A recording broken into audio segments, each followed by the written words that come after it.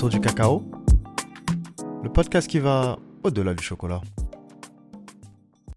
Bienvenue à toutes et à tous dans Autour du cacao, le podcast qui va au-delà du chocolat. Je suis Willy Gabriel et dans ce tout premier hors-série, nous sommes au cœur du Sahara, le salon de l'agriculture qui s'est tenu à Abidjan des 23 mai au 1er juin dernier. Nous y avons rencontré quelques entreprises qui agissent dans la transformation des sous-produits du cacao et voici leurs témoignages.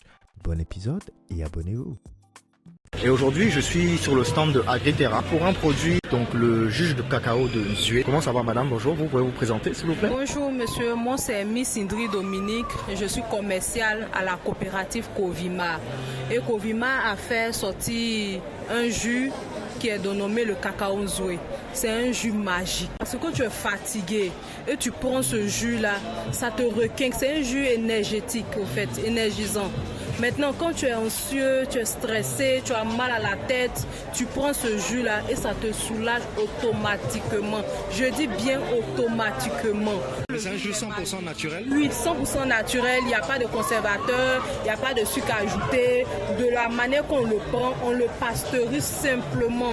Nous avons 2 pasteurisateurs et nous avons aussi 2 extracteurs. Le jus est issu de quel endroit en Côte d'Ivoire? Nos produits viennent de la Maraoué, précisément de Boisflé. Vous avez combien de producteurs dans la coopérative? Nous avons 3776 membres, tous hommes, femmes. Maintenant, les produits, le cacao, c'est 500 membres pour le cacao, mais pour tous les autres, parce que nous faisons du vivrier, de la naka, nous faisons du poulet. Nos producteurs regroupés sont 3776 membres. Et combien vous faites de bouteilles, on va dire par mois ou bien par an? 20 cartons par mois. Comme on est en petite traite, comment vous faites pour avoir du jus ou bien ce sont des stocks d'avant? Nous savons tous qu'en Côte d'Ivoire, il y a une période où le cacao, c'est pas assez. Donc, on contacte les producteurs. Quand le produit est disponible, on vend des cabossés, ils nous appellent. Et nous, on va chercher le produit et on vient et puis on conditionne dans les bouteilles. Donc, c'est un peu comme ça on fait. Mais quand ça manque, nous-mêmes là, ça nous fait mal parce que quand les gens, quand les gens sont habitués à ton produit et que quand ça manque, ça fait mal parce que les gens appellent et puis ils trouvent qu'on n'est pas disponible. Eux-mêmes, ça les fait, ça les décourage, oui, ça les frustre. C'est pas de notre faute.